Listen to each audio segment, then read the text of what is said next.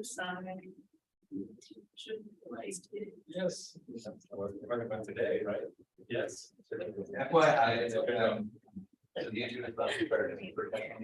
The room is mic'd, so there's no need for microphones. Just so everybody. Yes.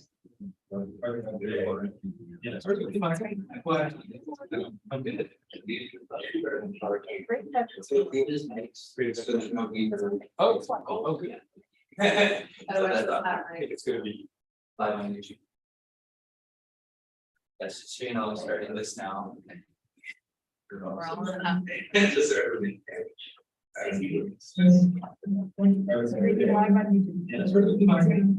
Yeah, sorry, I'm listening.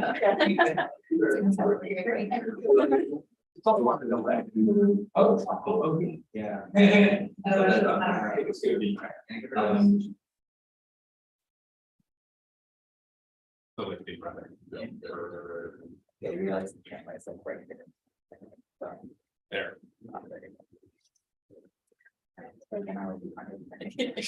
Yes, exactly.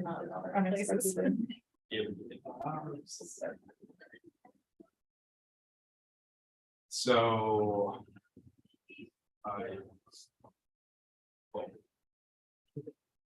Yes, I was just in the nozzle. So how should you think? It's nice. It's perfect. Yeah. It's slow, steady.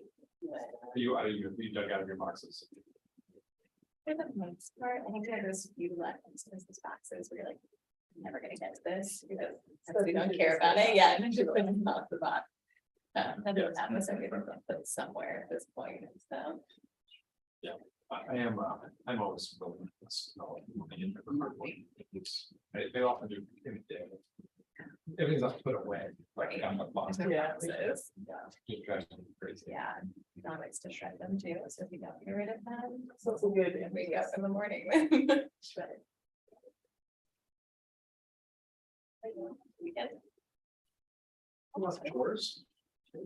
For a long time, my 9-year-old had no soccer games, so she was bouncing around the house. It was so funny. I kept telling her, it's not Was even over or? it's they do this, she's in this, the DC Metro team, travel team, so they have a policies and then the future they transition to something called futsal, which is a version of indoor soccer. But there's still this perimeter in the field, so it doesn't bend up the walls. Okay. So it's both very slow and very, it's you're always getting a smaller, It's easier right on the website. but then it's very fast. You got to get back 4 seconds. It's very tight. It's supposed to help them develop their. Or I think it's Very briefly. it's supposed to do all their footwork. It's a lot of passing.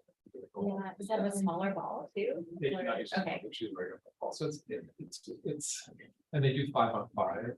So she's 9, so she's currently 77. Here. So that's also with the so Yeah. That's fun. I think a lot of ball and. so that just ended, and now they're going back to although we just got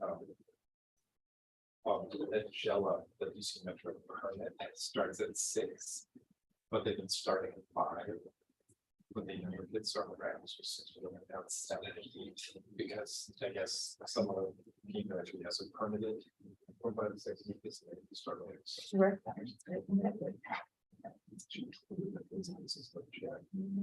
They're trying to you know they have Metro is just the huge one. And they're challenging. They have a lot of tournaments down there. So they fields up. I think that's amazing sense because I live right there and since those were open years ago. So I'm gonna do some panel logistics real quick and just kind of finish this up before we start.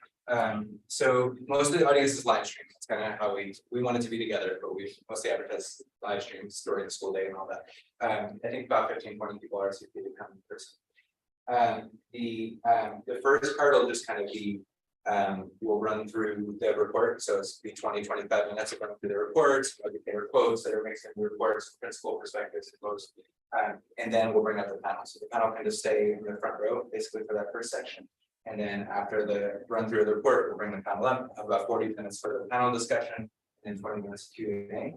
And then that's going to monitor questions from virtual. And then if there are folks in person who want to ask questions, we'll just kind of go back and forth in those 20 minutes of Q&A, and we're going to wrap up. Do you want to take any softball questions from the audience?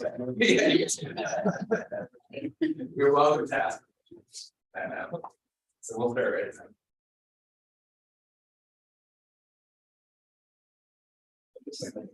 now.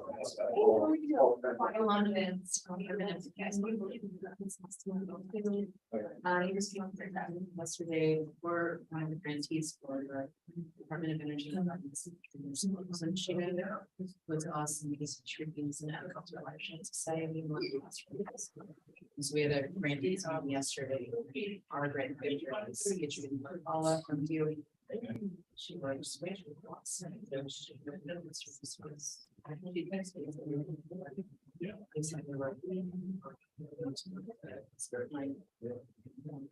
That's all sort of in school day and watershed education. Yeah. Yeah. I mean, and high school, we do not. Yeah, I'm not sure what their mainstreams they have, but I know they're on what is called the PUEC grant, which is a watershed education training. That comes through NOAA, and so they have basically every year program. So that's one of the ways that they interact with our customers. It's good to meet you. Thank you.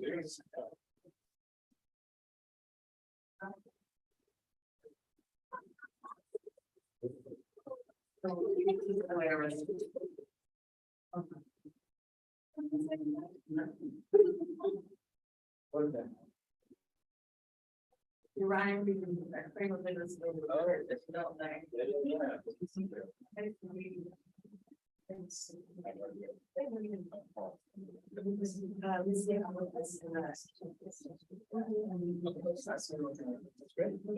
That's like a check. It's so it's now So check. and Last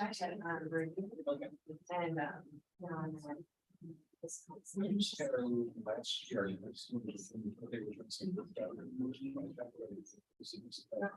like people that came from outside. You know, like there's that check, yeah. It's a portfolio, yeah, so there was a young man who kind of told about that. Security, things, there were a lot of people so. yeah. They do a great job. It's a library. And we get that.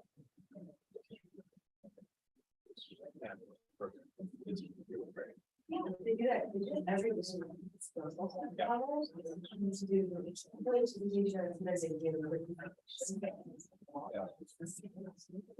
do they not like? Yeah. Yes,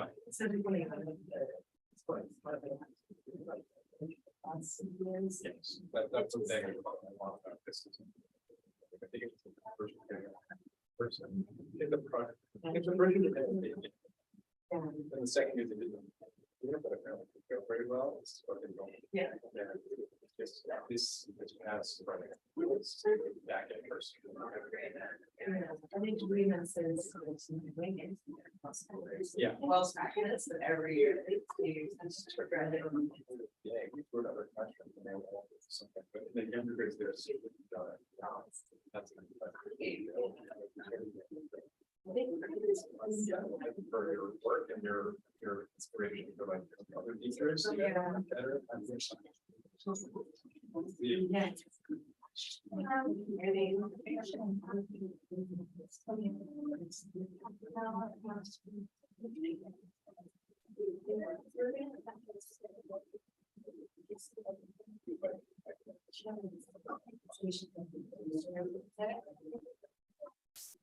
We thought it was great.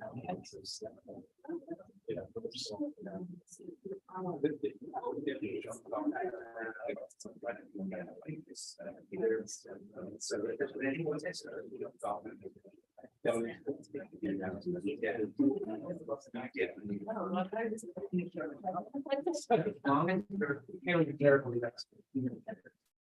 I mean, I haven't.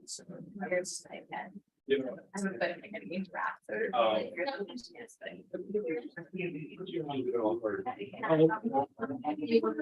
I only got a lot that. Yeah. I got, that was a positive. So we should. Yeah. I don't really.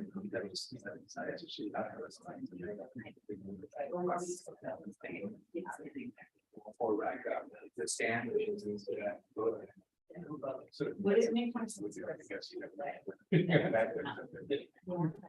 that. Right, right.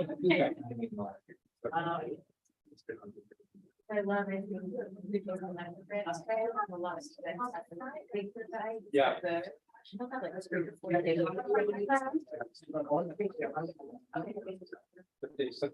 And then we'll wait. Yeah, yeah. Let's do that. And I like my house, but they live covering, like music and.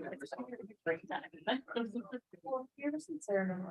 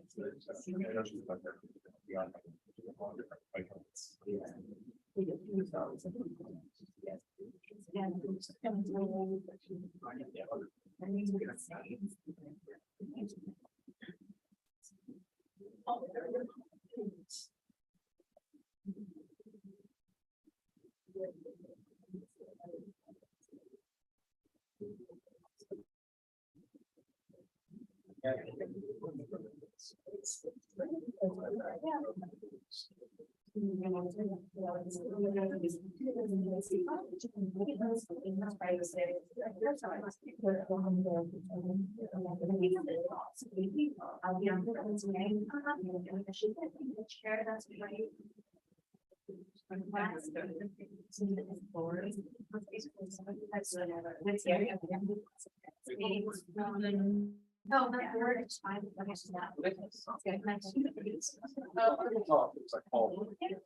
Okay.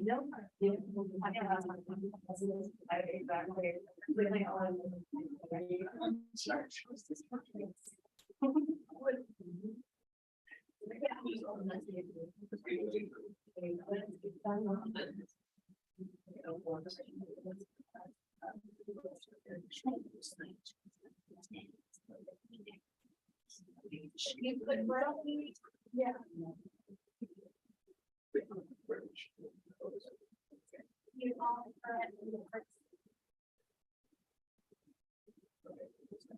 Mine is automatic. There's a new law of entry. It's already put.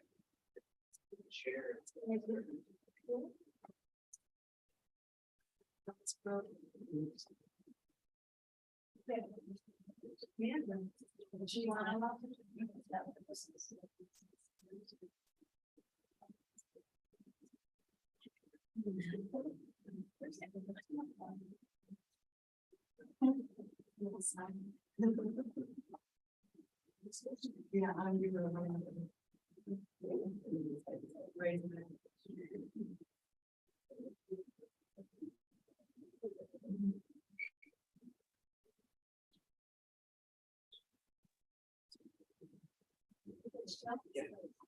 I'm good morning, everyone. All right, thank you all for taking the time to join us today. My name is Yvette Avellano. I am the lead organizer here at EmpowerEd, and one of the many contributors to the Promise of Flexible Scheduling for Schools, our report and playbook. So the staff at EmpowerEd is incredibly excited to share our report and to highlight the voices of DC teachers who took the time to share their experiences and solutions with us. We are also very grateful to our panelists for being here today and to share their perspectives on flexibles. As many of us already know, DC has the highest teacher turnover rate in the nation, with approximately 20 to 30% of educators leaving the classroom each year. In a 2021 joint survey conducted by EmpowerEd and the Washington Teachers Union, DC educators listed flexible scheduling as the most impactful solution that would keep them in the teaching profession. The results of this survey pushed EmpowerEd to conduct more surveys, research, and focus groups to define and understand what type of flexibility is actually going to make a difference for educators, while also seeing what benefits various flexible scheduling models offer students and families. The bulk of our report and playbook is the result of DC educator testimonies from both public and public charter school educators, which we gathered from our most recent survey that we put out in late 2022.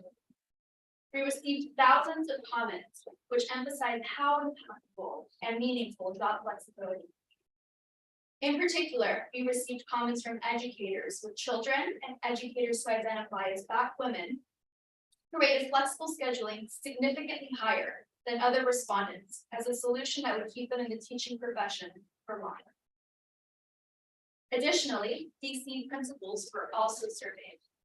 Those school leaders who already implemented a form of flexible scheduling have witnessed how rewarding and beneficial these types of schedules are for teachers and students. Overall, what we are seeing in our survey is that educators are asking for balance between their personal and professional lives. It goes without saying that educators exist as individuals outside of their classroom. They have responsibilities and needs that persist alongside the ups and downs of the teaching profession. Put simply, educators are asking for the time to manage their passion for teaching and their personal lives and well-being.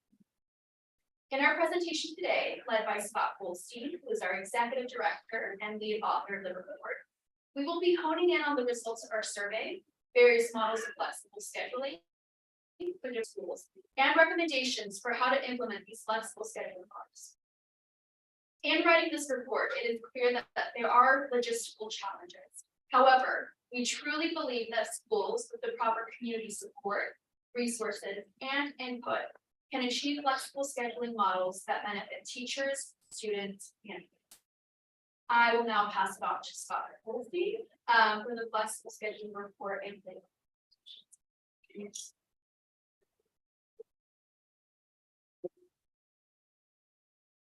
Thank you so much for being here. Thanks to our panelists for a great panel we're going to have in just a few moments. I want to start just by presenting this report. This is the culmination of 2 years of work at EmpowerEd since this survey that we did just over 2 years ago, which found flexible scheduling to be the most impactful solution that educators said would retain them and keep them in the classroom. And since we received the results of that survey, we've really dedicated ourselves to diving into this deeper, to doing the research we needed to do, having the focus group with educators, with principals, with also interview to find out exactly what this would look like, what models exist already, what doesn't exist, and what this might look like in our context here in DC. I will say there was actually one of the DCPS exit surveys that was released back in 2018 through Bellwether Education Partners, with an earliest indicator in our DC context that those teachers, actually the teachers rated highly effective in that survey, rated flexible scheduling as also as the thing that would retain them most longest in the classroom. And so since we've seen the results of that survey and our own survey 2 years later, we really thought this was an issue we needed to dive into deeper. And so we're really glad to be able to put all of that together into the report and playbook that we're presenting today. So the report and playbook goes through the changing face of school and work. We'll talk about that briefly, but as we know, the pandemic has really changed work and workplaces at large. And really what this is about is can our education system catch up to the trend that is happening across the workplaces? And if we don't, what are the consequences for losing our employees, for losing our best talent to professions that are providing a higher degree of flexibility? We'll talk about what flexible scheduling is, how we define that, the results of our recent survey this year, what potential models exist in sample schedules, which is the heart of it, because every time we've talked about this for 2 years, principals especially have said, show me the schedules. What does the schedule look like? Give me the sample. So we can start to dive into this deeper. And so that's really what we focus on here. What are the benefits for educators, the benefits for students, here from our principal perspectives, and then also our recommendations and guidance for the report.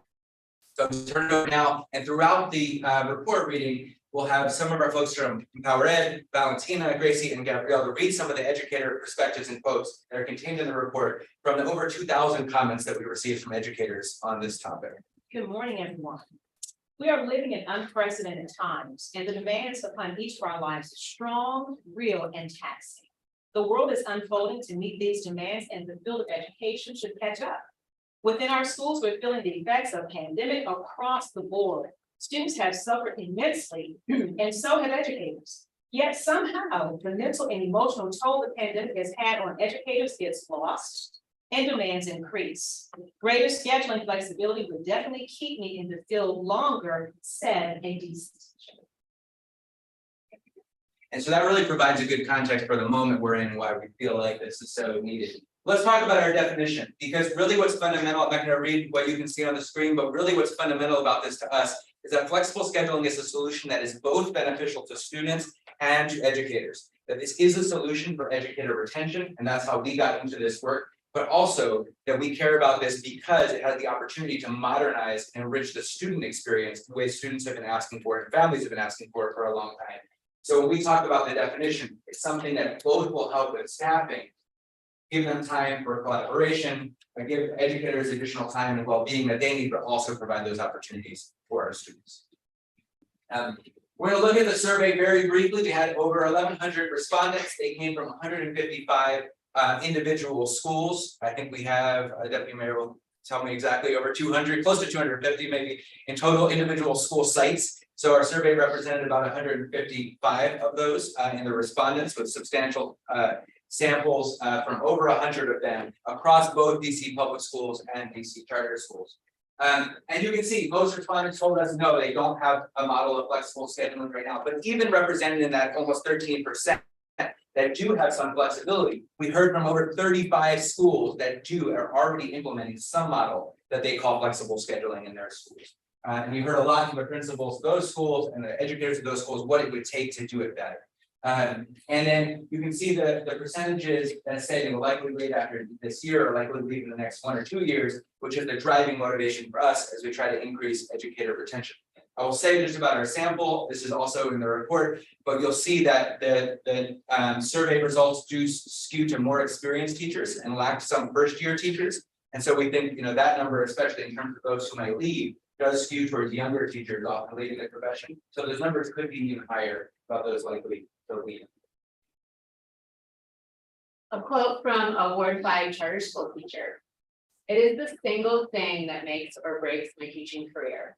I'm considering leaving school, a place that I love and feel valued, because my job is too many hours. And I don't think I can realistically have a family and also continue doing the job I'm doing.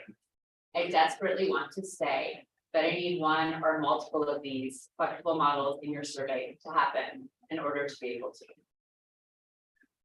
A quote from a DC teacher. I never have time to get anything done in my personal life. I always have to take time off and in doctor's appointments, and never evening availability. By the time I get done with work, I'm exhausted and burnt out. I've faced a lot of burnout already as a second-year teacher. I've already contemplated leaving the profession numerous times.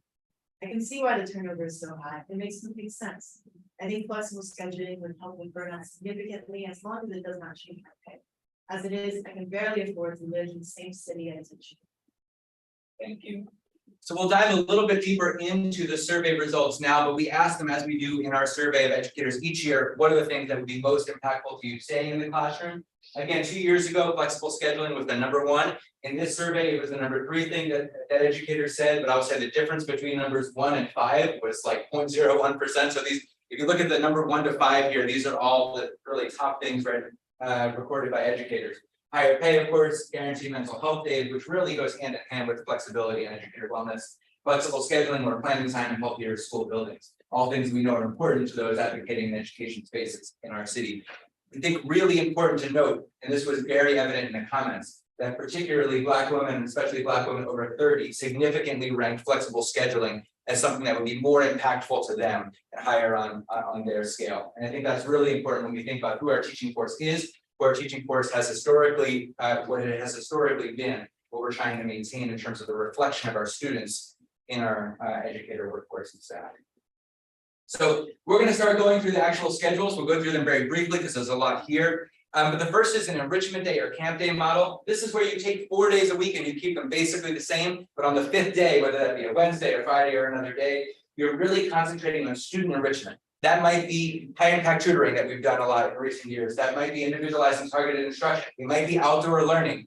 It might be actually one of the most interesting comments in the entire report, the survey to me, was someone who said, you know, wealthy families in this city get all of the opportunities for camps, for these summer camps that happen. And my students never get to go to all these summer camps. What if we took one day a week and took these summer camps, who would probably love to do so, and give them a day of school to come in and provide those kind of opportunities for our students? These are people waiting to do that kind of work, right? With contracts or with partnerships with them, we could give our low-income students who don't get those opportunities in the summer, some of those opportunities right there during the school day, while giving our educators flexibility. A lot of opportunities for how that could look. Certainly costs money for additional staff. We'll talk in partnerships, we'll talk about that, but it's really exciting in terms of what can be done for our students, as well as the educator flexibility. A couple more quotes.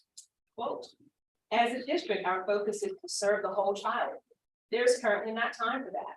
There should be dedicated times to wellness for students on a more consistent basis. Tutoring, food and nutrition education and services, making more time for play with downtime with choices like reading, yoga, journaling, speaking with a mental health professional, etc. Ward 4 DCPS teacher. Another quote from a Ward 4 teacher. I have perpetual guilt about passing my stress on to my students. No matter how hard we try to shield them, it is inevitable that they pick up on it. All students would benefit from happier, healthier, less stressed out teachers. And students need a break. Field trips, outdoor activities, science, STEM days would be very valuable. All right, so we're gonna look at a few more models quickly. While there's the option of setting one day aside entirely, there's also the option of doing a half day a week. We've heard from elementary school principals in particular that this is a challenge for them, that flexible scheduling is a little more difficult for them, having 8 grades to figure out what to do with the students when those flexible hours take place. And I will say, I heard from one elementary school principal in particular, if we could do a half day every other week or a half day once a month, I could do that right away. We have the school partnerships with that in place, right? So a half day model might work for some schools. And that would be, you know, the Wednesdays were very popular when we had them during the pandemic. So that's a good option. It breaks up the week in a nice logical way to take a half day and do those same kind of enrichment opportunities. The rotating drop schedule, this is something that's actually used widely in the UK, we found in our research. And what is done here is essentially, let's say you have 6 or 7 periods in the day, the last period would drop each day. So every class would happen 4 times essentially in the week and not happen on the 5th day. You'd rotate which class does not happen at the end of the day. So you could free up an hour, hour and a half at the end of each day to make that flexible time. But you could preserve, let's say your strategy was we need more time for ELA and math. If you have 6 or 7 classes, not all of them have to drop. So ELA and math could still happen 5 days a week while others don't, or maybe we're trying to provide students additional enrichment in other subjects. So languages still gets to happen 5 days a week. So you can kind of make those strategic decisions. High school later start. I gotta say, this is one of my favorites as a former high school teacher. And I'll tell you why. I taught a debate class at Roosevelt High School, and I assigned the students a debate topic once, which was about school start times. And I had half the students, they were assigned, you have to make the case that the start time should be earlier, and you guys have to make a case for a later start time. I had them go do their research. And they came back and one of the teams was like, I cannot make the case that it should be earlier. I said, why not? They're like, because I can't find any research. And I was like, all right, well, let me do some research for you. Let's see if I can find something. And if you're searching hard enough, give you some tips on some Google searching. I found the research, and that's because it doesn't exist, right? The CDC, the NIH have both released reports about later start times for high school. The evidence is abundant. It's been recommended by the US Department of Education, among others, that high school start time should not start before 8:30 or 9 at a minimum. And the ideal start time, I think this was recommended by NIH, if I'm not wrong, is 10 a.m. for high school. And that was based on teen sleep cycles and what they recommended for the average teen sleep cycle, which is it's normal for them to sleep from midnight to 8 o'clock or 9 o'clock. So there's a lot of complication to trying to make this happen, but there's a lot of value in terms of the wellness for our high school students. You could build in the flexible time for students or for teachers before the students arrive. In some cases, the students arrive later. In this model, you have the actual formal classes starting at 10:26 and going until 4:30. So you're pushing the schedule back a little bit. There's also potentially some benefits for what we've seen happen in after school hours, where there's a lot of concerns with teenagers going out onto the street, leaving school without formal activities to do, and where they're not supposed to be home yet. So we have this gap where high school students leave school. They're not supposed to be home for dinner or whatever they're doing at home that evening yet. So they have a couple hours just to hang out, right? And that's something we've been trying to address as a city. Moving the start time back and the end time back could help address that part as well. And we do have to think about winter, darker hours coming earlier. There's a lot of things to think about there, but I think it is a promising model. Community service days. This was actually a schedule submitted to us directly by a teacher at a middle school in DC where they're saying we want our middle school students to be involved in community service. We'd like the enrichment day model, but why don't we focus it that way? And they suggested this schedule to us. There's the teachers choosing their schedule, which has been suggested by several people within our education sphere here in DC. In terms of letting educators choose, do I want to work, for example, 7 to 2, 9 to 4, 12 to 7, there would be different shifts for educators. And what that actually does on the student end is it provides more hours of student-facing services than we traditionally have. You have to add staff to do it, maybe it might be 3 or 4 staff per school. But with overlapping schedules, right? They still are overlapping by at least a couple hours with the other shifts. And so it would really just be a question for the scheduling softwares to figure out, right, how do you program that in. Now, what's exciting about that is it can also be, in a sense, a retention bonus. You could say to your teachers who are coming back to the same school, you get to choose your schedule first, right? And once they've all chosen, they get that flexibility. You're recruiting new teachers for what's left, right? So it really can drive you to stay, because if staying means you get to choose your schedule, there's going to be a big drive to stay at a school for a longer period of time. Then we would recruit new teachers and say, what's available is 7 to 2, or what's available is that later schedule, and that's what we're hiring for. Career progression. So this is new teachers, and then big career teachers and veteran educators having different schedules, differentiating them for professional development support. So that could be a reduced schedule for new teachers while they have a mentor or while they're learning from a more experienced educators.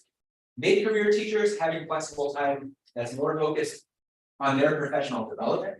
And then veteran educators having flexible time that's focused on them supporting newer teachers, right? And being able to then choose what courses they most want to teach, because I'll say, 10 years teaching, I was like, these are the courses I teach. I really want my P course still. I really want my US government course. So giving that better educators that flexibility. Really passionate about this one, supporting and retaining our new parents. So I left teaching after my second child. And a big driving force of that was just this job is not flexible enough. My wife is also a teacher. And so one of us has to have some flexibility for this to work, right? And neither of us did. How can we drop our kids off in the morning? How can we pick them up on time? How can we, get groceries or do the things that our family needs to do if both of us are teachers? And we have a lot of 2-teacher families. So even with 1 teacher in the family, allowing new parents the ability to work a reduced schedule could be hugely impactful. And then also, they retain their full benefits being very important. There are schools already in DC that allow new parents and others to go to a reduced schedule. But it comes to pay, and that, right? So they could say, yes, you can work 50% schedule, you work 50% pay. I will say that the schools that do that already, they do retain benefits, full-time benefits, so that's really important to it. But maybe we say we're gonna subsidize 25% of this. So you can work a 75% schedule and still receive full pay and benefits for a year or for 2 years after you have a child. Could be a huge retention bonus. So we're going to turn it over to some quotes from our parents, educators who are headline.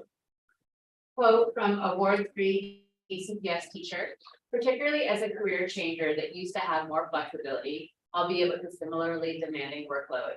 I find myself struggling to imagine how I can sustain the lack of flexibility and the demands of the long-term job, particularly when I know I could make more money elsewhere. I'm a single mom of 3 and can't really afford to turn down more money and more flexibility if the opportunity arises.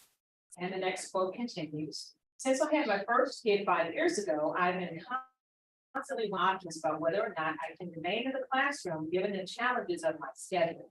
Now that we have 2 kids to drop off to different places before 8 a.m., it feels even more untenable.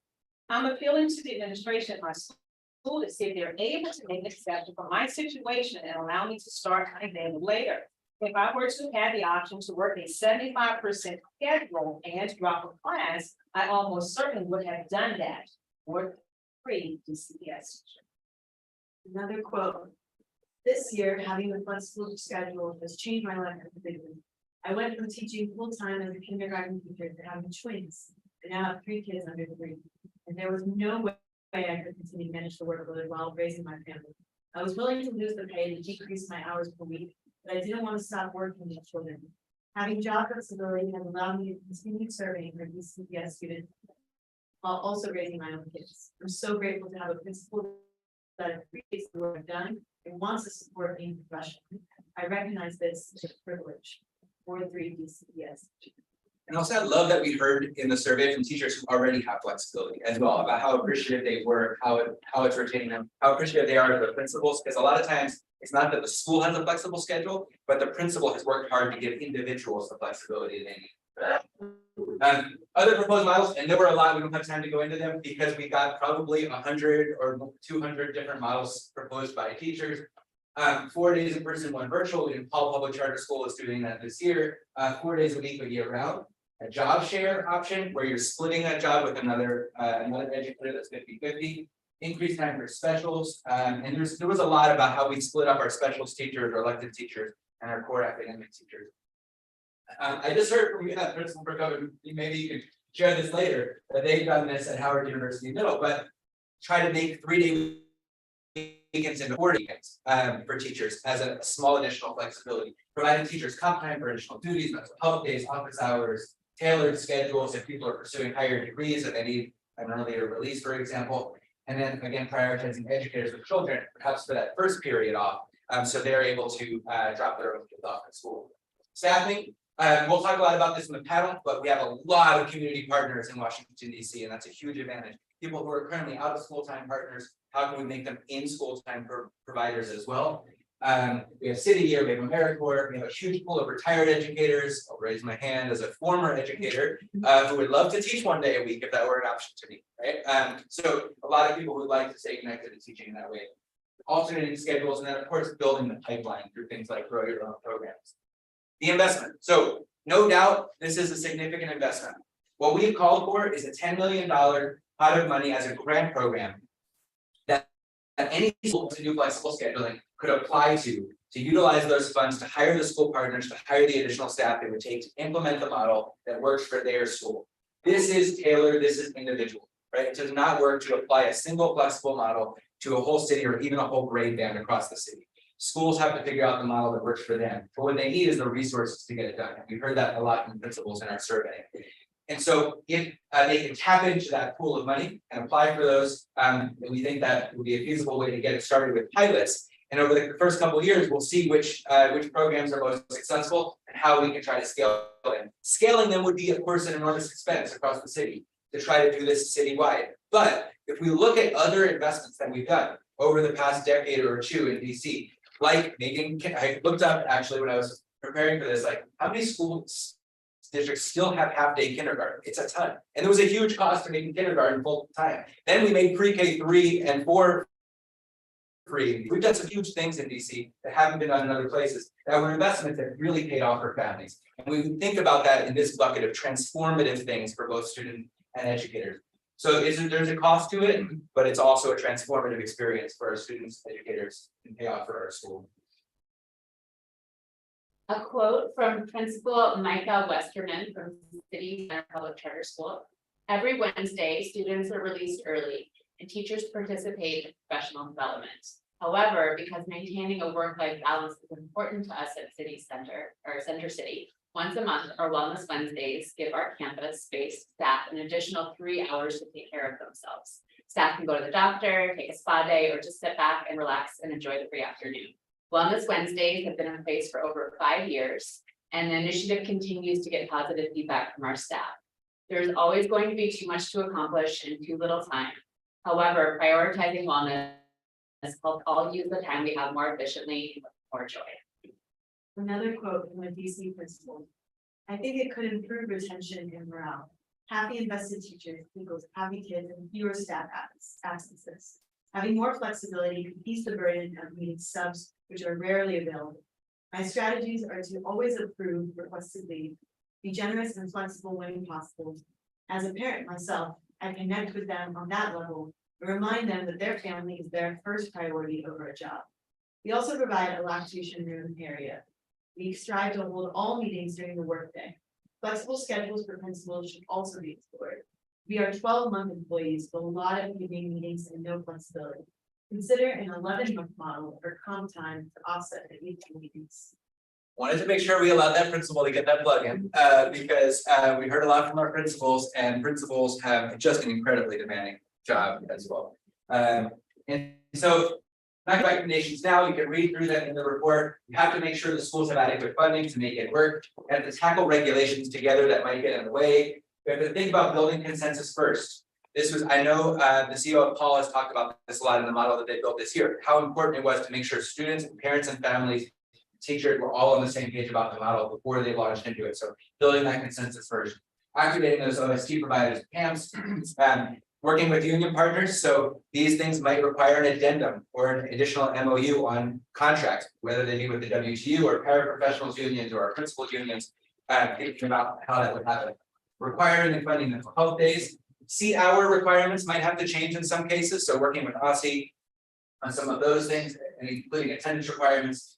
A right to before and after care. This is pretty fundamental, not necessarily to the first year or two of pilots, but it's pretty fundamental if we start scaling citywide. Because if people don't have before and after care, we start having staggered schedules throughout the, that could create an undesirable situation between our elementary, middle, and high school, right? So making sure students have a right to aftercare in particular can be very important to the success of scaling this at a citywide level. Easing time mandates for imposed curriculums. There's principals. One network I heard from several principals who said we have these imposed curricula that we have to do that are required to be this long. So we just couldn't make the flexibility in that path without some flexibility on the curriculum mandates. And then reforming HR protocols, allowing for people to teach part-time. And then our guideposts, make sure we're prioritizing all school staff, not just lead teachers. Union collaboration, considering student age and family, you know, if there's older siblings who have to take their younger siblings to school, how do we make sure that coordinates in the right way? And then of course, safe passage, how people will get to school, considering things like a high school later start time and other ideas that we talked about already. A couple more quotes. And then... A quote from a Ward 8 guest teacher. I think having less time in the school building, sitting and learning content, and more real world experiences would be more beneficial for students. In my perfect school, students to be out at museums, grocery stores, farms, music shops, clothing retailers, art studios, banks, mechanic shops, businesses, corporations, learning about different types of career paths and how they want to show up in the world. That aligns with their most authentic self. The traditional school setting is not for all children, and all students deserve to be exposed to areas that make them feel empowered and seen. And another quote reads, flexible schedules can also help provide more opportunities. For example, a 3-day instructional week with one planning or prep day for teachers and school-wide support for students, like study hall, and then 1 day of life preparation, meaning sex education, job-related education, finances, how to do taxes, how to change a tire, barbershop, UX, cooking, marketing, public relations, religious education.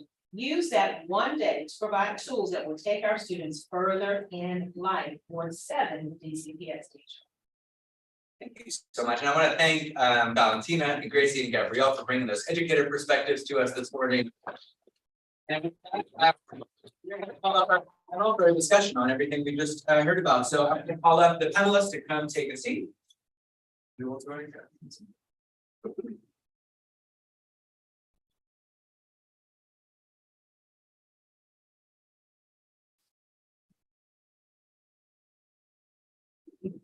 Hey, panelists, thank you so much for being here with us today. I'm going to allow you to introduce yourselves. We'll go down the line, and the thing I want to start this panel with is we heard a lot about what this could provide for students to make school more enriching for them. So what was it for you? What made school enriching for you outside of the academic core and your favorite subject? What made you want to come to school every day as you give us an introduction to yourself and your role? Catherine Proko, and I am the executive director at the Howard University Middle School. What made me want to come to school was just interacting with my friends, and doing some stuff that I really love. Thank you. Hi, my name is Brian Reed, and I'm the Director of Adult Learning at Kramer Middle School, elementary teacher and school-wide enrichment teacher. And as a student, one thing that I enjoyed about coming to school was really just the interaction with my teacher. Because they believed in me and spoke life into me, so I could be where I am today. Thank you. Hi, my name is Lucia Applequist. I'm the teacher at Bell Multicultural High School, this year. And what brought me into school my last senior years, I didn't slide completely, is an internship where I got to go to an architecture firm for a half day for the entire year, which is incredible. And also when you realize I don't want architecture. My name is Ilana Mins. I'm the founder and executive director of Urban Adventure Squad, a DC-based nonprofit. I loved some theater, some sports. I love teachers who not just ask me questions and challenge me, but also really listened and picked up on the things that they knew about me and knew I loved, and try very hard to use that as a motivation for students. My name is April Patrick and I'm a junior at Development School for Arts. The reason why those schools mainly due to my friends and teachers, because it's a very unique approach to schooling that Development has, and I really trained at it quite rapidly. Thank you. I'm Buck, I'm the deputy mayor for education, maybe unsurprisingly, given my job, I was love school and all of it. If I have to say the non-academic stuff, I would say the drama club where I was the very early. Awesome, thank you so much. So we heard a lot about these enriching activities that happen, and we want to think about how we can make more space for those for our students in schools with flexibility. I'm going to turn to our teachers first as we start here and talk a little bit about work-life balance. So we've always called it work-life balance, right? For a very long time. And Gracie is here, our director of educator wellness, and she was the first one who introduced me to the term, I think, work-life harmony. And really, that is what people started to see during the pandemic, which was, you know, I'm teaching from home. Most teachers really did not like it, the virtual teaching, the having to prepare everything again. But there was a benefit, right? Which was I'm home and I can do other things. Okay, for my students, the interaction I love, but I can do the laundry, I can go to the doctor's appointment that I might not be able to go to otherwise. And it wasn't that like work happened here and then life happened, right? There was a harmony between work and life. So I want to think about how we can try to make that. So I want to ask our teachers first, how do we make that happen? What does it look like to have work-life harmony?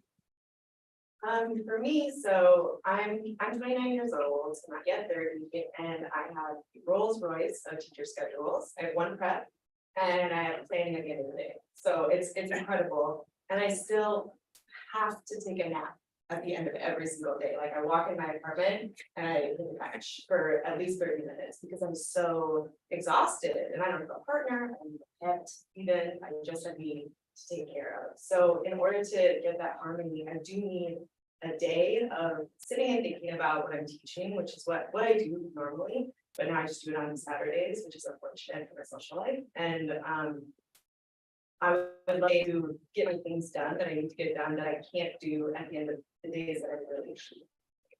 So just a single day, whether it's Friday, whether it's Monday. I did have half days on Wednesdays, but we fill that with professional development, which is beneficial in some ways, but also to the Wednesday. So just respect for my time for this discussion. Right. Work-life balance or harmony, I like to call it work-life choices, because I think it gives me more control in strategizing how I choose to live my life. I think about, you know, I just got married and during the summer, I still spent a lot of time with my school family instead of my husband, and I'm neglectful in that. But I would love to have a schedule where I could, you know, just go on vacation.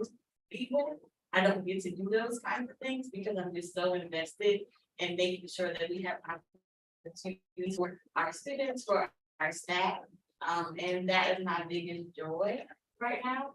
So flexible scheduling would really just be a spot for me to be whole, for my students to be whole, and I want to see that for them. No, this doesn't just apply to our teachers. So if anybody else wants to hop in, what does work-life harmony look like to you? What may the promise be with what we've been talking about today?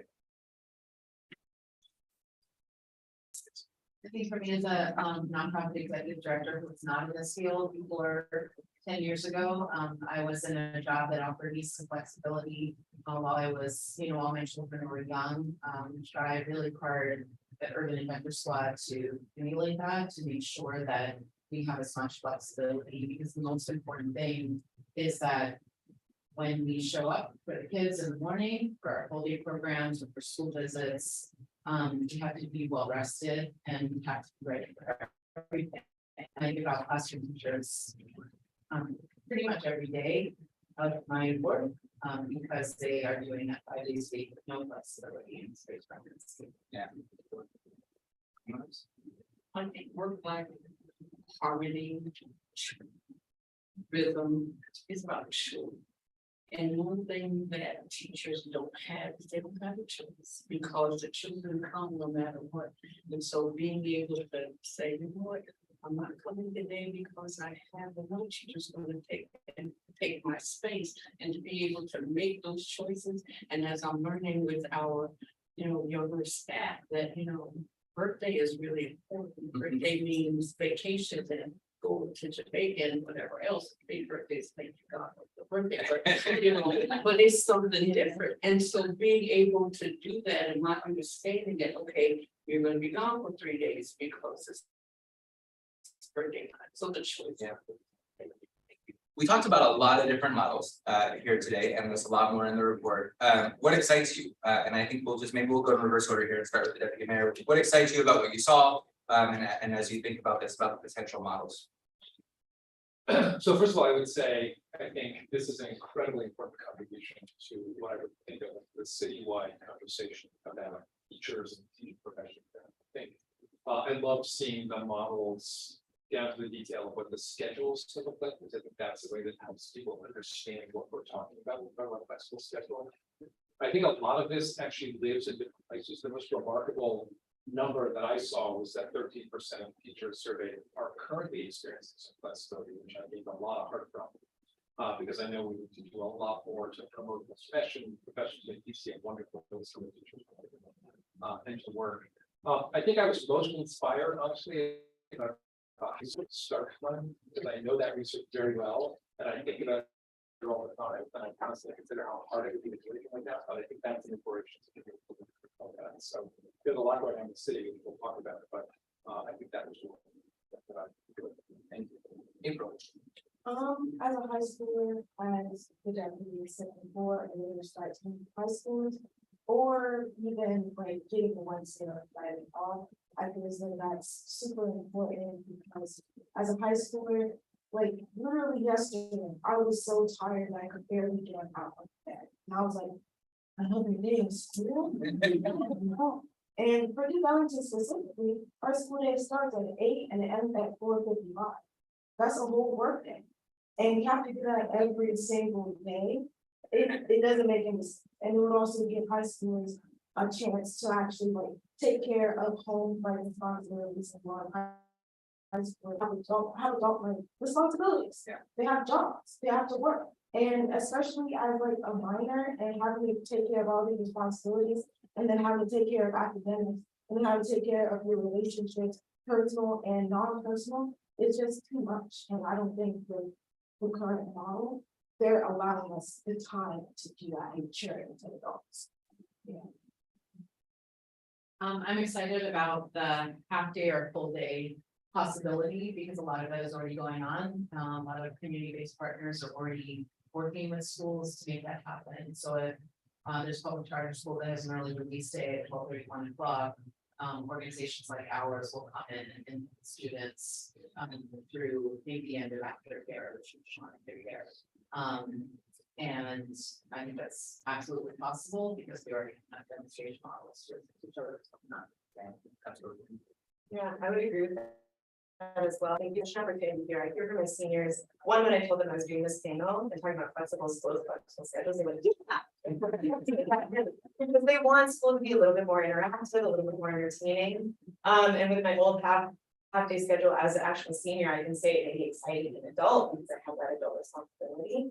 But I do think that in DC, we have such an opportunity to get local kids into government, into politics, and I think those community leaders are there. They're just waiting for their opening. So I think that's the most significant. And to add, I really believe that focus is academic as well as wellness. So at Kramer Middle School, we do have flexible scheduling models. And we've been, changing it as time goes on based on the needs of what works. So in the beginning of this school year, we had town halls, we had high PE, where the students could participate in physical education, social emotional strength, bringing community partners. But we then shift and we kind of took away high PE and the town hall, really because of staffing. And if we had more financial power to bring in more staff to make that happen, we probably would have kept that on. So now it's kind of shift to now the teachers have more time off to do professional development, grade papers and all of that. But now some staff are overloaded with other work so the teachers can have time off. So really, flexible scheduling works when you have the financial power, the community support to make that happen. I'm excited about teachers being allowed to choose it. We struggle often to figure out what do we do for that veteran teacher? And money is nice, but there needs to be something else. And to be the one that say, hey, get it, pick it. Time that you're going to work. That's fine. Yeah, absolutely. Thank you. I want to go to our student now to start this one, April, and just talk about the student experience. So how might flexible schedules and the kind of things that we've talked about today actually enrich your experience, and what kind of opportunities would you like to see if we had that flexibility? It's the first question. Can you repeat that? Yeah, just what kinds of opportunities, right, would you like to see exist if you had more flexibility? Obviously close, honestly. And I say that because a lot of schools, I think they get out at like 3:30 to 4. But at 2010, we don't get out until 4:55. And that only leaves time to get home or to like eat. And I would really enjoy to have an after school program. Like, because the only time we have club time is during lunch. And and our lunches are only like 40 minutes or an hour if we're lucky. And I just want to do what normal high school kids do at that point. I just want to go to the club. I want to meet different people from different departments. I want to go home at a normal response. I want to get school at 5. I want to do all that. Absolutely, go home. Yeah. And what was your second question? Yeah, that's it. Just the kinds of opportunities, and I'd love to hear from anybody else too about what kinds of opportunities, and maybe Alana, from your role, thinking about what kind of opportunities can we provide us in that space. I think one of the things that defines and drives how we think about our approach with working with teachers in schools is that our US public education system has set up this idea that indoors is for learning and outdoors is for fun. So kids are inside pretty much all day, educators are inside almost all day with the exception of recess. All of our programs are outdoors and use school grounds and as the teaching space at the time. Because within that, we know that we can take the students as DCPS registered program providers, we have what we need to be good partners and also give the teachers a breather. So lots of times our approach is when we're coming into a school, we'll say to the teacher, here's our lesson plan. You can review it, you can join us, or you can just be with us and watch. But it's important for you to know that we have it and we're okay running the whole class, running the whole outdoor time. And so, we will do history and we'll do garden education and we'll do sort of everything that we can work with teachers to point to the curriculum unit so that our time with them does not cause them to scramble and make up for that time, because that was a fun field trip, but it didn't have anything to do with it. We're working to meet the goals of that unit so that they can continue on for their next lesson. When you have 24 hours to do that, it's a treat for organizations like ours. And as you pointed out earlier in the report, we have lots of organizations that only do after school programming, and it's almost like an appetizer, but imagine if they had a half day from things. Yeah, absolutely. And I know there's so many exciting ones that students are already involved in. They love to do. My kids do food prints at their school. There's you know, there's so many that are already in our schools and the students feel like it's short. Right, like they get out there and they barely start something and then, you know, they're going back indoors. And we also know the research about the mental health benefits of students being outdoors during the school day for the classes that happen after that and their attention. Anybody else on the student experiences? I'll just offer the one thought that we obviously did a bunch of piloting around this during the pandemic. And one thing we started was trying to figure out ways for EPR to push into schools. And now we've got in the summer, these things we call boost camps, which is basically EPR schools, that are primarily recreation because it's summer, but with some academic enrichment. And we're talking to EPR about how that might work during the school year.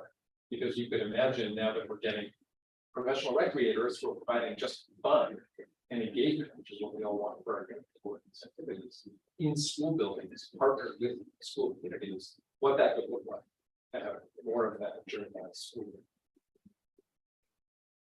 Okay, I'm going to turn to Principal Prokop now, just on the principal perspective of someone who's worked with this, right, and started to implement flexible scheduling at your own school. And so just talk to us a little bit about your motivation. I know there was, you know, to start this and shift to this model, what your successes and challenges have been so far and your perspectives on actually trying it out. So motivation for us was we had high amount of turnover after the pandemic. We had young people going over Amazon and influence kinds of things and like an educator. And now this is better. And so we had to go in to figure out something else. And so we did ask questions. We asked, you know, what would make this better for you? And so we did a few things. We extended every federal holiday to a 4-day weekend. And it actually helped because people had an opportunity. They knew that that 4-day was coming, and so they planned it. We had to add a day in March, but we need to know March has been. And so we had to put something in there because you need to break those things up. We do have that Wednesday, half day Wednesday, and 1 day a month is a wellness day. So kids need teachers.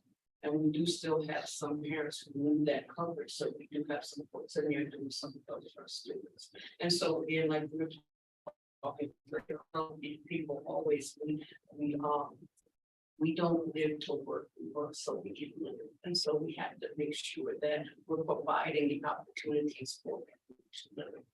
Yeah, absolutely. And I love, you know, you're doing more than one flexible model actually at the same time, right? You're talking about a lot of the little things that were suggested by teachers about the 3-day weekends into 4-day weekends, which I will say is, you know, teachers are taking off anyway, right? And then you're like, how do we manage the sub coverage to make this 3-day weekend the day after the 3-day weekend work, or those are blackout days and there's frustration with that. And so those are little things that add up, but also embedding it into the actual weekly schedule. And I think we heard a lot from principals in the report about what they could provide, right, teachers in doing that. And I think one thing that really stood out to me is, and this is always my perspective as an educator, and it's like one little extra thing, right? It's not that teachers are like, I really just want to leave teaching, right? It's like, I'm really looking for any reason I can stay. Can someone give me something, right? So that I can have a reason to stay, because it's not that we're like, I don't like teaching anymore. This is not the job for me, right? And it's, so people are saying, you know, can I get a glimmer of hope that next year is going to be a little easier for me? And if it's going to be a little easier, I'm going to stick it out to next year. And if I still keep seeing that in the future, you know, we can really keep retention going in the long term. Any other thoughts on just how schools provide that? I was thinking, while everybody was speaking about what school is actually for, and I think the model that we're using right now, where kids sit in a room is really integrated, like 20th century, like we're not there anymore. And we also have this advent of social media technology where like my kids love TikTok so much that they will all sit on it during the class and they're supposed to be doing literally anything else. And that's because school is boring, TikTok is fun. And if you switch it up and give them opportunities to make hobbies, opportunities to meet people in clubs and just give them a different name, right, or a different face, I think that they would put their family in a minute and not spend so much time thinking that school is a drag, and instead be excited. They're really naturally excited, creative, curious. They want to learn. They're begging to learn, but they're bored of. We have lots of middle schoolers in our programs, both in our school-based programs and our school time programs, and we spend very little time reminding them to get off their phones because almost all of our time is outdoors. So I don't know what the exact magic is there, but part of it is just the change of location being outdoors, which is so incredibly stimulating, but it's just not. It's not as much of an issue for us as it is inside the classroom. It's just having that physical break, change of scenery, really takes care of a lot of that. Also to add, but flexible scheduling also helps family. I remember during the pandemic, we had that Wednesday off.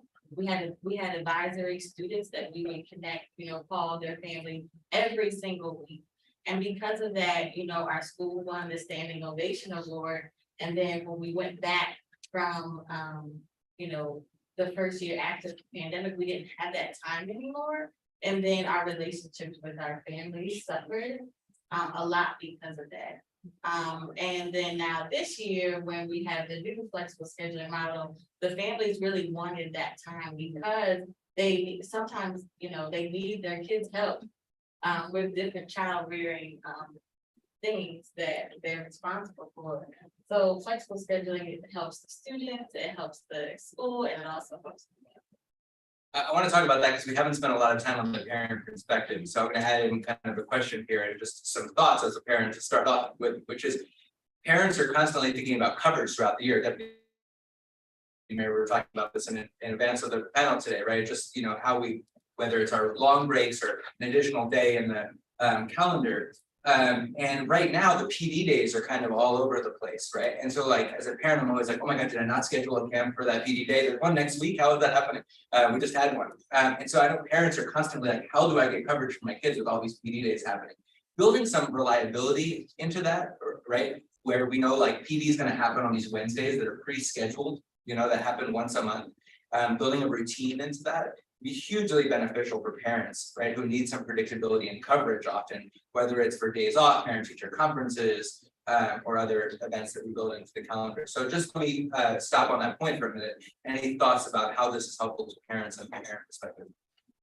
I'd offer one observation, Scott, which is, I think we learned in the pandemic that school communities, including parents of different schools, actually have very different perspectives of this. So, for example, some of the families love having their kids off on Wednesdays, off school, or being able to drop in to do tutoring or whatever the schools are offering. And other families who were loud did not like it at all. So I think the idea that is embedded in the report that these are school community created models is important. And we've got some important examples happening now. So for example, UCPS's XQ project, which brings in parents and educators and students into a design process, has 2 schools started with flexible scheduling next year already, because that's what those school communities develop, but they're doing it in their own way. I know Rachel is here from City Bridge, and they're working with a bunch of schools to design school-specific flexible scheduling pilots, I think starting this fall. So in I think, how many schools are there right now?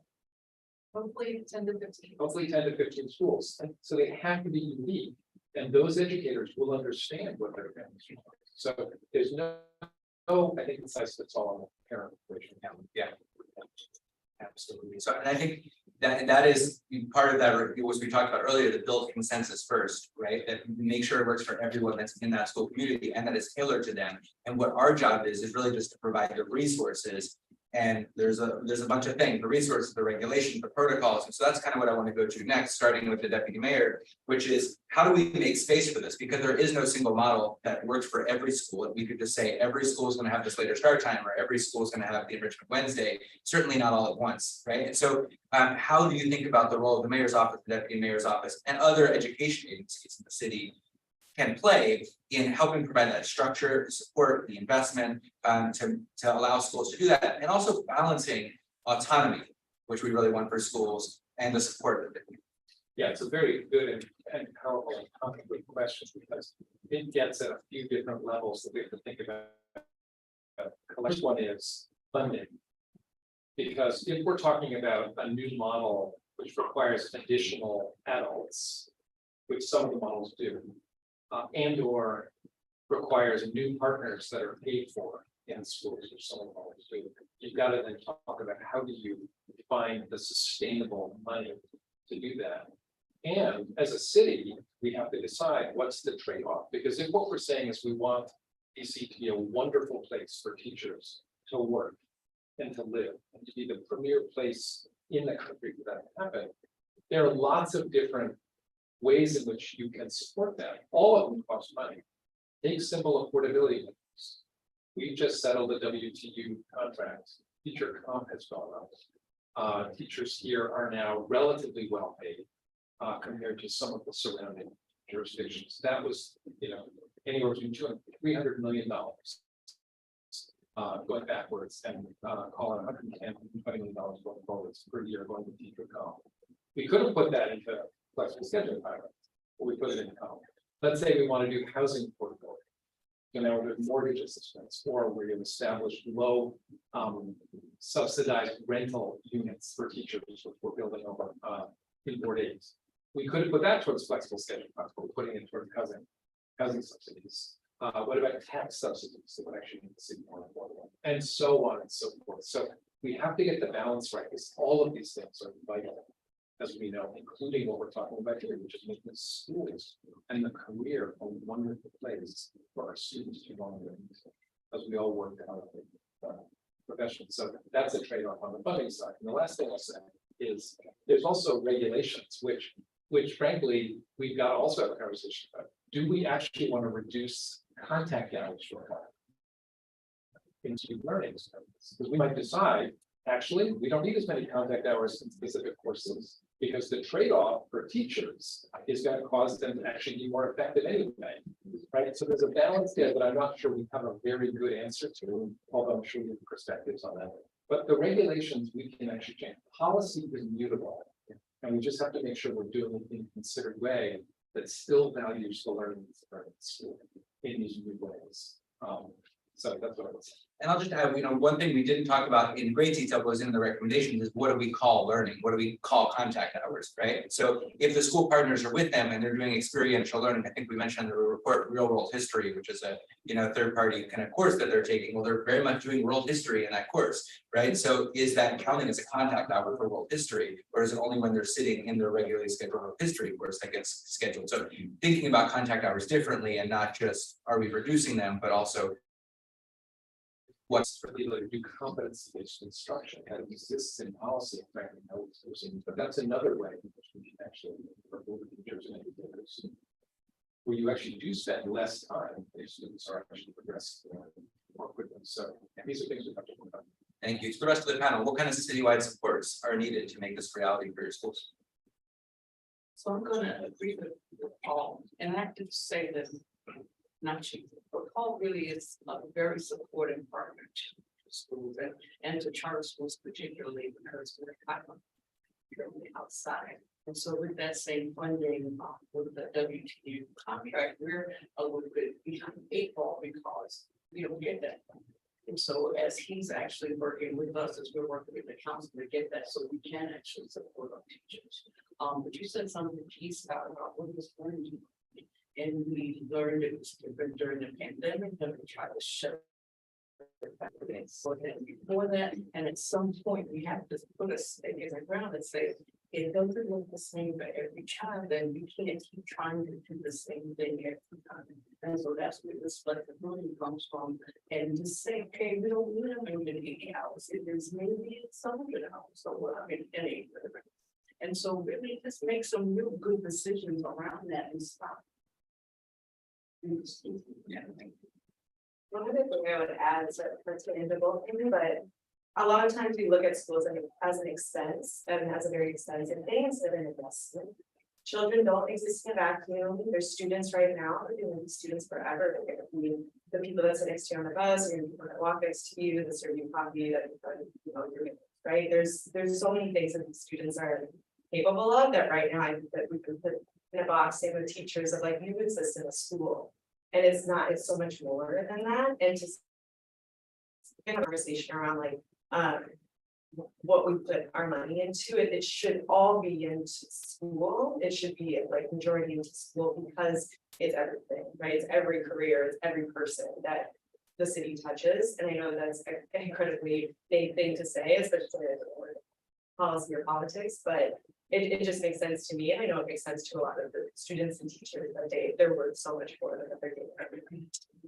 Yeah, I love that. Thank you. Any others on this question? I feel as though, I've been in DC my entire life. I've gone to DC school since I can remember.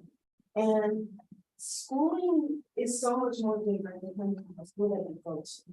And I go to a school that's very community based, and teachers care about the students very physically, very noticeably, and they are willing to make amendments for students.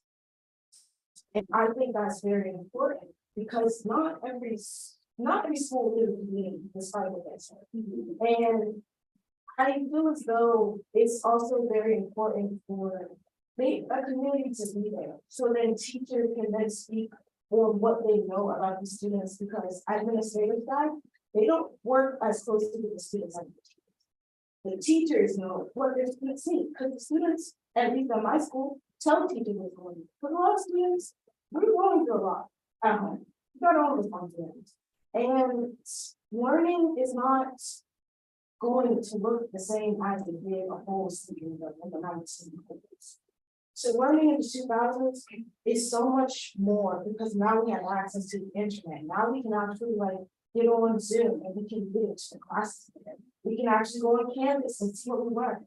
It's so much more different. And having a model that will work 200s going into the 2000s, I don't think that makes any sense. It doesn't make any sense. As someone who grew up with technology, I can really go to Khan Academy and I can search out the rest of that. But it needs to be changed, not because of anything going on with the school system or everything going on with the school system, but also because the people inside of the school system. It's not the same. It's not going to be the same. When I'm growing up, when I'm out of high school, it's not going to be the same. Right. It needs to change. Right. And you said 5 profound things. Yeah. So we need to pause and have a conversation about each one of them. So I mean, schools being communities, that's so important. So as many people may know, EmpowerEd partners with many schools throughout the city right now on educator wellness work that we do school by school. And one of the things we've discovered in a lot of these partnerships, teams at the schools develop personalized educator wellness plans for them, is how little some people interact across the school in some places, and how little connection sometimes they feel to each other. The teachers, the students, because people are departmentalized, people have meetings that are only their content or only their grade level, they're spread across the school in different ways, and what they're looking for is some connection. But then, Gracie has been working on this a lot with some of our schools, we say, okay, so we want to have time together. What you want is more bonding, that you want to build a community, but then that's more time when you don't want to spend more time, right? So we have to change the time we're spending, right? If we want more connection to each other, right? But we also don't want to add on to the time we have and take away from your life, we have to change the time we currently have together in some way. There are so many profound things I'm sure people want to comment on. I'm going to come to Alana for the last question, and we'll open up for other questions and maybe more thoughts on what April shared. We know school partners are essential. They're essential already, so many ways. They're essential certainly to these models becoming a reality. So talk to us about the opportunity we have to expand with our community partnerships. We talked to many out-of-school time providers in preparing this report, and that's how we came up with these cost estimates, which was how much would it cost you to do a half day, to do a full day? What if you did it for these 3 grade levels? So what kind of opportunities do we have with our providers? So one thing I wanted to highlight as a potential demonstration model is the DC Department of Energy and Environment is funding a Nation Your Schools grant. The second year was a pilot grant in the 22-23 school year. And there are 4 grantees. It's Urban Adventure Squad and Costa Watershed Society, Living Classrooms and Casey Trees, and we each have a certain number of partner schools that fits our scale. Collectively, we reach about 30 schools. And this is a year-long program that puts us specifically on watershed education, which is not the only area we cover, but we are partnering with the teachers of 1 or 2 grade levels, going in for regular classroom visits The classroom visits are all outdoors. The requirement of this grant is specifically that it takes place on or near school grounds. It de-emphasizes the idea that field trips mean get on a bus and send kids out of the neighborhood and tell them to, go find nature elsewhere. It's very much rooted in the school and community. All the lessons are prepared by the partners, but done in collaboratively with the teachers so that we're making sure we're coordinating in times that make sense for them. That's a model that can easily be scaled up. It is clearly a funding source that comes from outside of DCPS. I can't speak for all providers. I can tell you that for Urban Adventure Squad, we don't currently receive any money for programming from DC Public Schools. All of the money that we bring in, we serve, often over 1,000 children a year that we are engaging with. All of that is funded through grants, either from other government agencies or from private sources. So it's really important to know that small organizations can have large impacts being, good and registered partners with DC Public Schools, but we are pushing the money into the system. That is not a sustainable model for us, it's important to know. But it has allowed us to partner with many, many schools.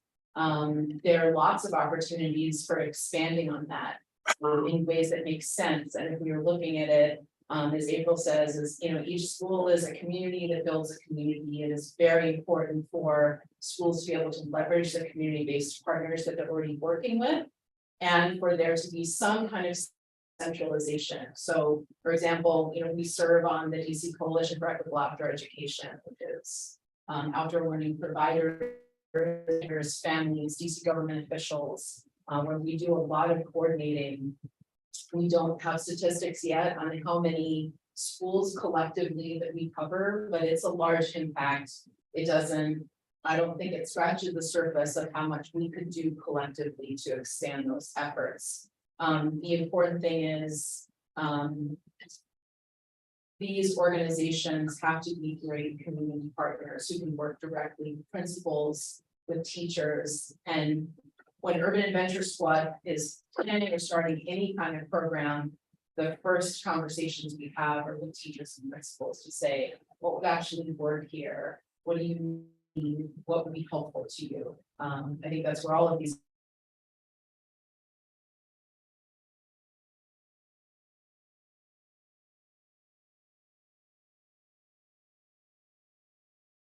that have really long existing partnerships. The other thing I really want to emphasize is when we talk about what is learning, there's a regular devaluing of what it means to come in as, for example, an after school time provider. Individually, we'll all say that's amazing, children need it, it educates the whole child, but we are devaluing how much learning is actually going on when that happens.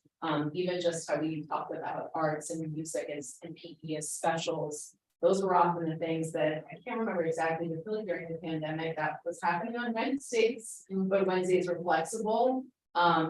There's a lot of learning that happens as part of that, and an educational universe in which kids had more time. For example, instead of having a 45-minute rush period, that's their music once a week, why aren't they doing it for 90 minutes? It gives everyone a chance to actually like read, get set up with instruments or get set up with music, and have a little more reading time.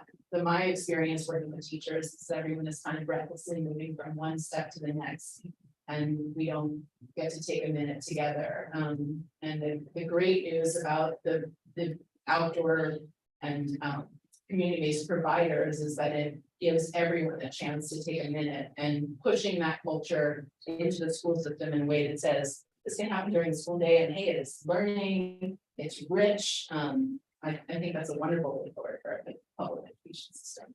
Thanks, Alana. You mentioned principals, and I want to mention one of the cautions in the report, and I think it's very important for principals always, is that we can't just put it on the principal to coordinate this. And so that is why we're asking for the city investment. That's one of the main reasons, which is there are other grants, the DOE, DPR has some grant programs, so there are some grants that cover programming. We need to cover as staff for school to kind of make it work in some way. And so what we propose is actually that the school that would do this would get a community partnerships or a director of the enrichment day or a specific person who coordinates the logistics of the flexible scheduling for that school. Because we know if this is just put on principals and the pile of 1,000 other things they have can be very difficult to achieve. And so that's where the funding is really critical. Yeah, we have had good examples of that in the school model where we provide a dedicated staff person to do that engagement. So Yeah, absolutely.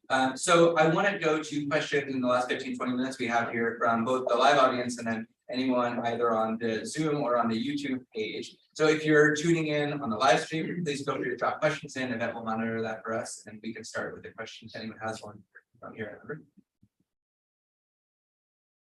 Yes, go ahead. This has been incredibly powerful, and I feel like the models exist and the work is going on, and I was just very inspired by. But Paul Kine, I think, raised the pivotal issue, which is that all of this work is not going to scale, and it is not planned to go to scale. Alana said that Urban Adventure Squad and the organizations that you're partnered with, what, 3 others? Yes. Yeah, with the grant, impact 30 schools. So it's happening at a scale that is not making DC public education relevant, as Lucia said, to what's needed in this time. So my question is, other than EmpowerEd raising this issue of flexible public as the thing we should be talking about, is there anything else? Is anybody else kind of raising this to a movement building level of conversation? And how does that happen? So thank you for the question. And before we jump into the panel thoughts, I do just want to mention, as Deputy Mayor mentioned before, that Rachel is here from CityBridge, which is doing a lot on this. There are other organizations that are doing partners. And I think between those already involved in the partners, like you said, there are, our survey found that about 35 schools are doing this in some way or another. When we dug into what people said were the models, I would say about 25 of them are really implementing a flexible model for staff. And we have these new pilots going on. So they're in pilot form. But the question is about how we scale.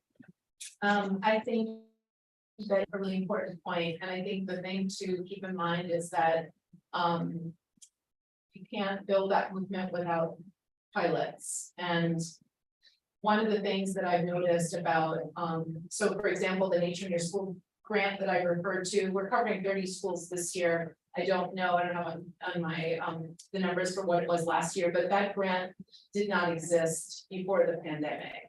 There is a pandemic response motivation to the setup of that grant, and it represents just one slice of school coverage and models that could work. So when I mentioned DC scores, they're in lots of schools. Food Friends is in maybe 15 schools, I want to say. There's an embedded teacher in those schools. So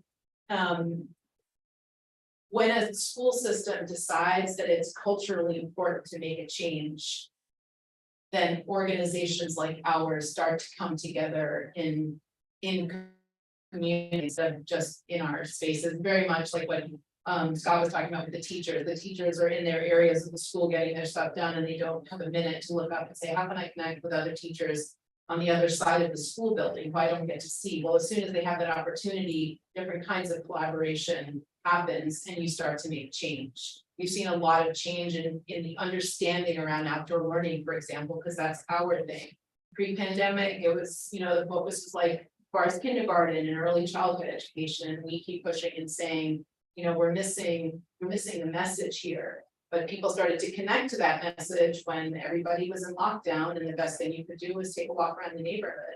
And then you start to see that the neighborhood is an incredibly, natural classroom, the natural environment, the built environment.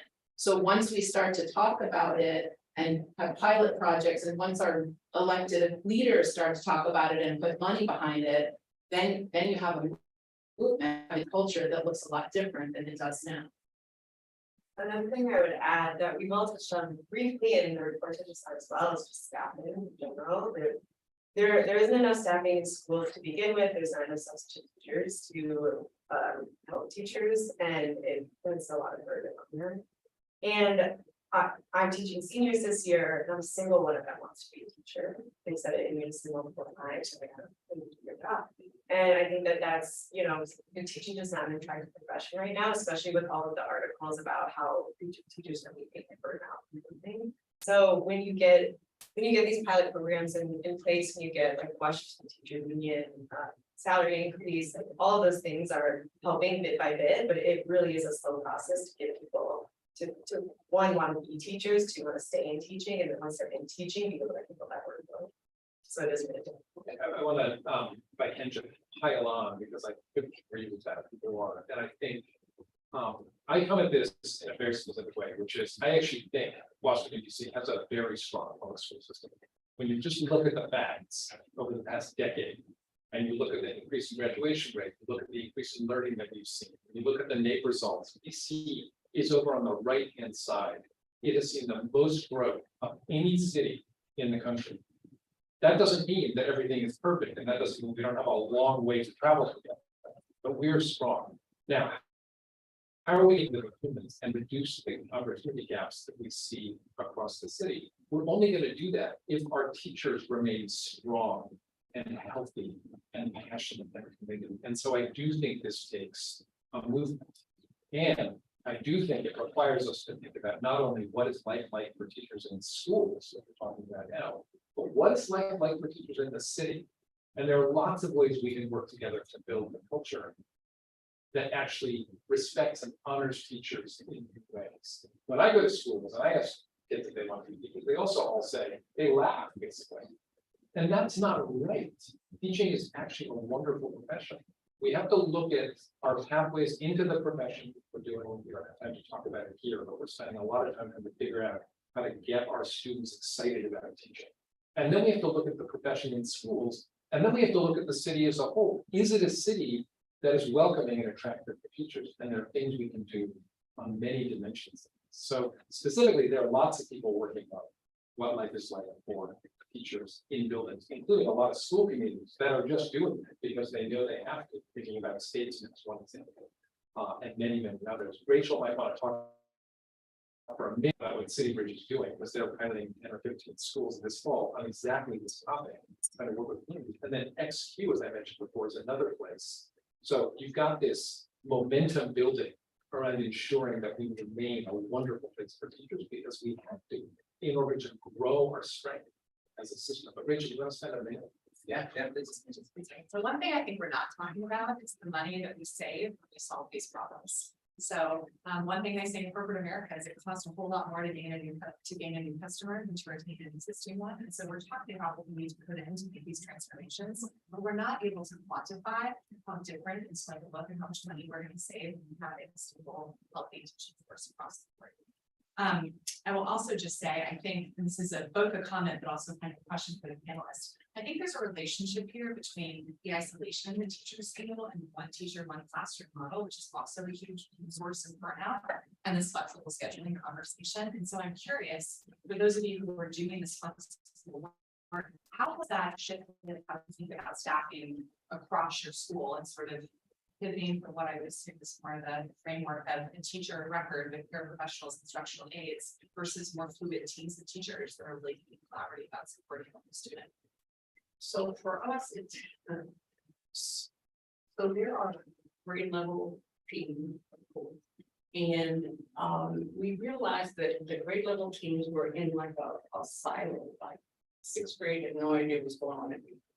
And so we had to figure out something else to do. So we instituted something called houses. So we're on Howard's campus and our colors are red, blue, and white. And so we have random red, blue, and white houses. And they have different activities. So they have meeting times, they compete on attendance. So, and the kids are also spread out as well. So right now, White House is winning attendance. So they're going around talking to kids and his teachers as well. So just finding an opportunity for them to come together outside of that and giving them targets to shoot for. So the targets were NWEA first, so what's your house doing? And so the houses got together and did all of that. And so really you have to look inside to find ways to break those circles. And so we could get competitive too. And so, I mean, it's competitive, but nothing like this, so you can have a day to wear what you want kind of thing. But it was great because it's like, you know, hey, we're gonna get together, we're gonna do this particular thing, so we just had to look for a way to kind of break those walls down. But it's a conscious effort. To add, Mondays, I said that we have flexible scheduling. So one of the things that we added or trying to continue is Elevate Academy, where we have 6th, 7th, and 8th grades, so about 20 kids in each grade level.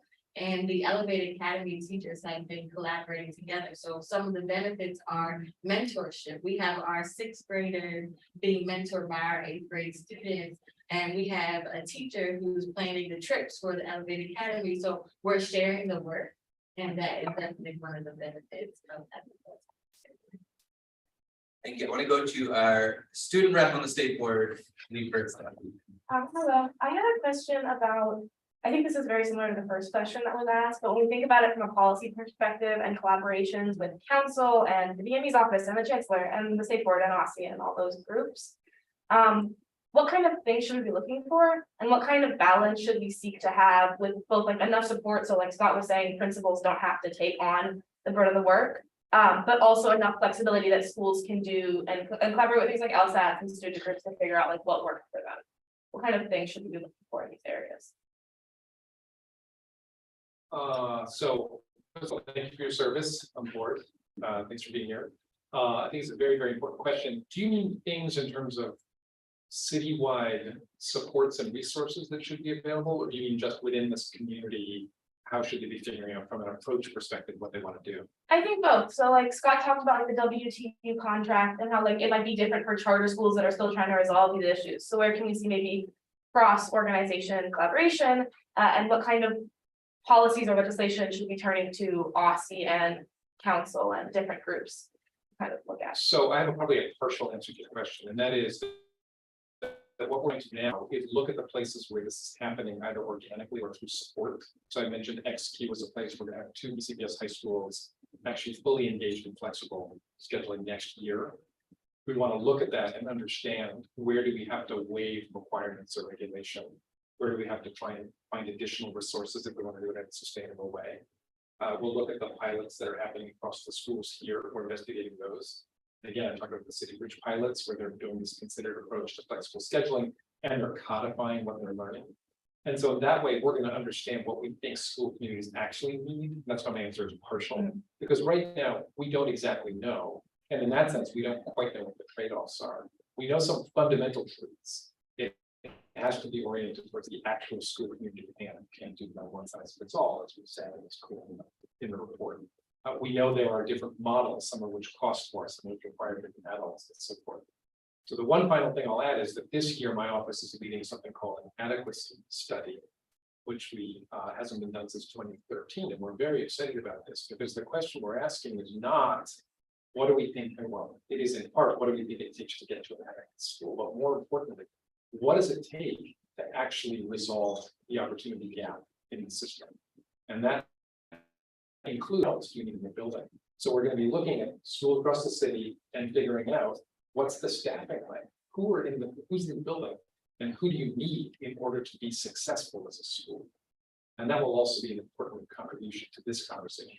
Because part of it might be you need enough people to allow teachers to stay in the buildings for longer, because that's what adequacy actually means.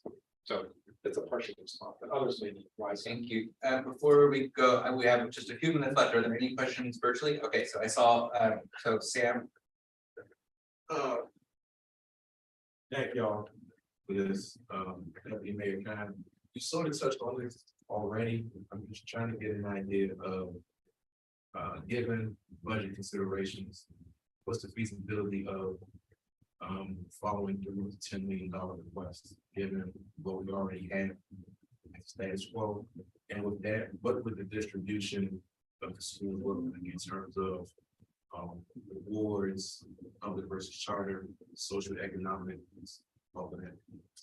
Thanks for that. Thank you for the question. Right now, we're actually in the middle of the budget development process. And so we don't know what the city budget is going to look like. I can share with you that this idea that we've got to continue to find ways to support teachers in the profession is very active in those discussions, that the mayor will deliver her budget at the end of March, and then it will go to council.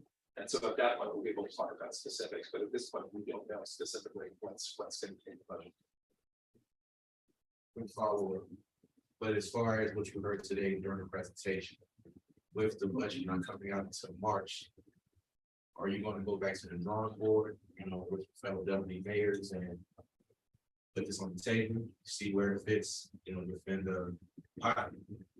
So the idea of flexible scheduling is not a new idea, certainly not new today.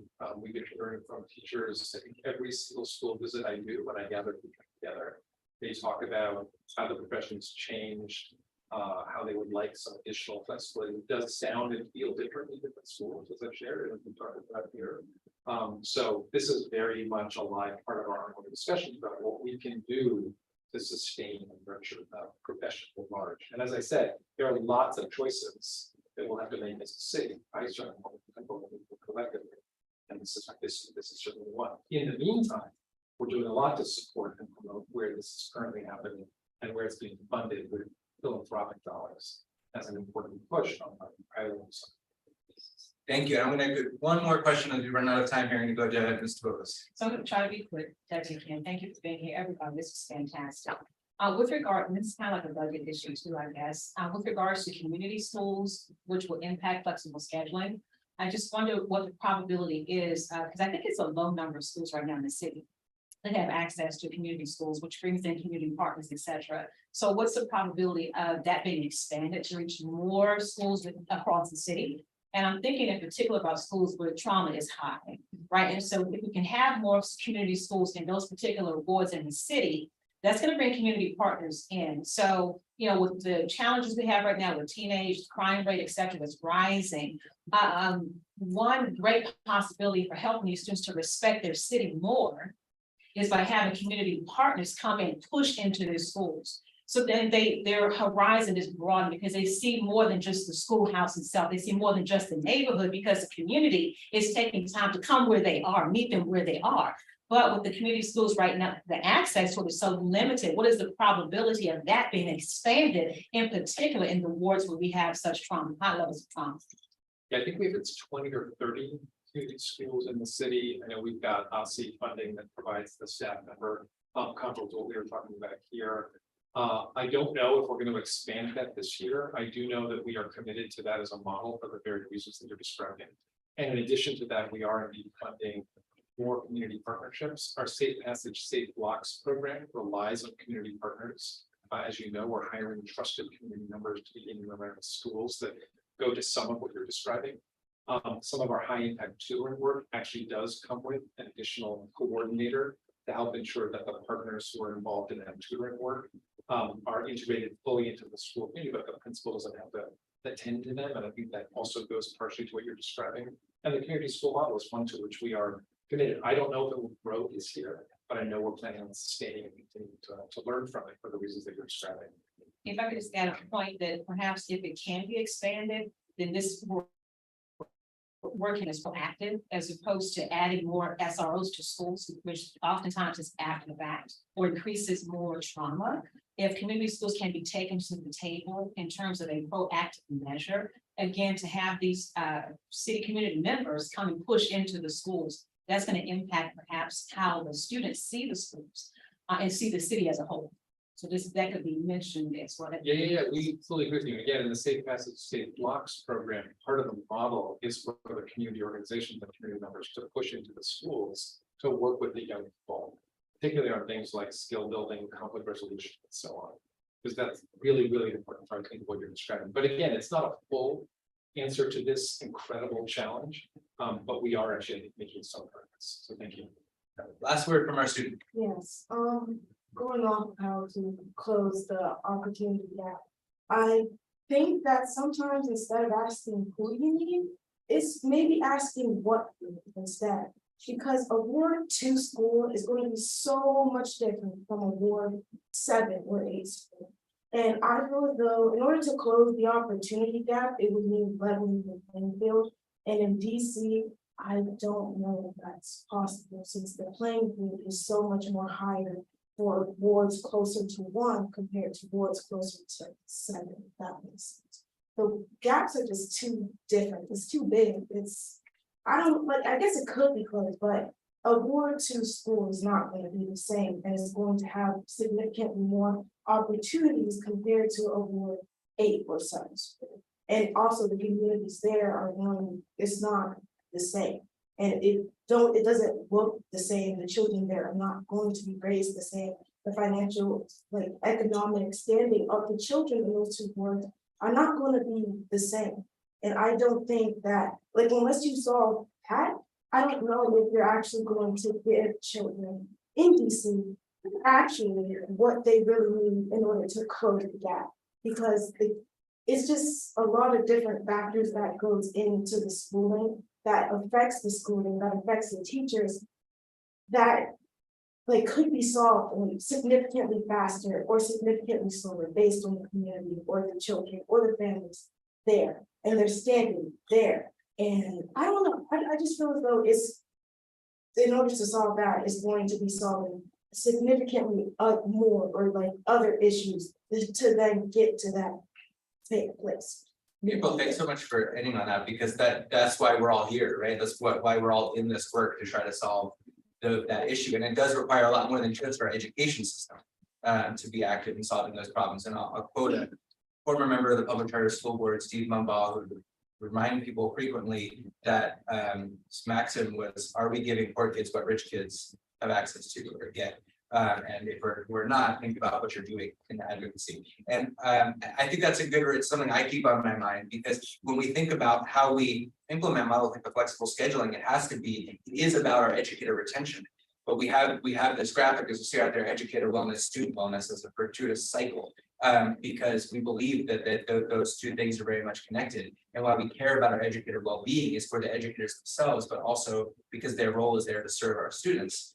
And one feeds really into the other, right, and supports the other. And so we have to support the students, we have to support our families holistically to make that happen, and make sure we're delivering models that do both of those things well, that enrich the student experience. Now, like I said earlier about the camps, they give certain children in our city access to things they don't ordinarily have because of this flexibility. And so that our parents can be assured and our families can be assured that these models will be a huge step forward for their students in schools, as well as the educators who will hopefully stay for the long term. I want to thank everyone on the panel. Thank you so much for being here, for our audience, for everyone who's joined us virtually for today. This is, as the deputy mayor said, not the beginning of the conversation. These things have been talked about for a while, but the pandemic has really put a supercharge in these conversations. And we hope that this contributes to that conversation in a meaningful way, as well as the work that's being done by other partners in the city, in a way that we can really seize this moment to make sure that education is not left behind, a conversation that is happening in every other workplace, and we can make sure we have a great educator workforce and great services for all of our students and families in the city. There are a lot of ways to get involved, which we'll follow up on. If people have a chance to read the report and playbook, we'd encourage you to please contact EmpowerEd to continue to give us your feedback, especially our principals. I know we had over 50 principals sign up for the live stream there. So if we have our principals, please continue to give us feedback on what this looks like for your school, how you think this might be able to work, and what you need from the city to make it happen. So thank you again for being here, and we look forward to all the next steps and making this happen together.